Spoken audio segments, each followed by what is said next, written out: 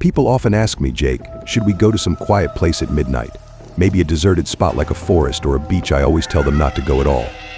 Who knows if there are spirits or jinn there? Not to mention, there could be wild animals or thieves. That's why I usually refuse. But today I have another reason, a very big reason. People have gotten used to hearing ghost stories from me, but today's story is different. It's not about ghosts, it's about something else that can scare you just as much, something that can make your heart race. This story takes place in a town near Los Angeles called Ventura. So, recently a family moved to Ventura. They were a family of 4, a husband and wife who worked outside, and their 2 boys, aged about 10 and 12. They also ran a small hostel that accommodated college students and travelers. If someone was short on cash, they would still offer them a place to stay for a night or 2. The youngest boy, Leo, had just finished school and was on vacation. He spent his nights drinking with friends at the hostel and getting to know the area. During these hangouts, he heard about strange incidents that occurred at the Ventura Pier. His friends warned him, "Leo, you shouldn't go there at midnight." Leo shrugged it off, thinking every place has its stories. "I'm not scared of ghosts," he told them. But his friends insisted, "It's not ghosts we're talking about, there's something else. We're not trying to scare you." Despite their warnings, Leo decided to walk to the pier one night. He typically picked his father up from the train station around 11:30 p.m., but this time, his father called to say he would be late. "Just don't go near the pier at night," Leo's father cautioned. Feeling rebellious and curious, Leo thought, "It's just a shortcut. What's the worst that could happen?" He took the path toward the pier, where the beach lay dark and deserted. As he walked, he noticed he was utterly alone. There were no sounds or shadows, just his own. Suddenly, a figure appeared before him. It was a security guard. "You shouldn't be here at this hour," the guard warned.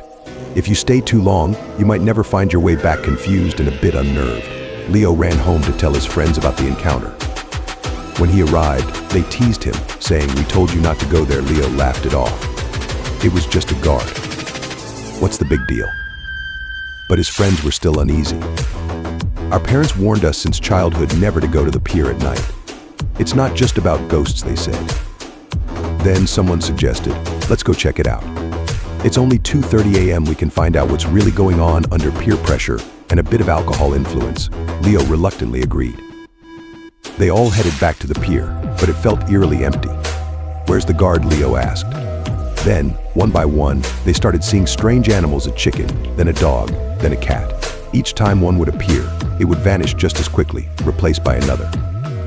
"Something's off here," Leo said. "We should get out." But as they tried to leave, they found themselves walking in circles. No matter how far they went, they remained trapped at the pier. Panic set in. "We're stuck in a loop," one friend exclaimed. "It's like something is playing with us." The group began to scream as they realized they might be in a trap. Suddenly, Leo felt a tap on his shoulder. He turned to find the same guard standing there. "I told you," he said. "You're caught in a maze. The animals you saw, they were all shapeshifters, playing tricks on you. This area is known for such things." Leo's friends were terrified, having heard the tales but never believing them. They had wandered into a place where the boundaries of reality blurred, led by their own curiosity and disbelief. So, that's the story I wanted to share with you today, an experience that happened to Leo and his friends. Let this serve as a lesson. If someone warns you about a place, maybe listen. You never know what might be lurking in the shadows. Thanks for listening, and remember, sometimes the unknown is best left unexplored.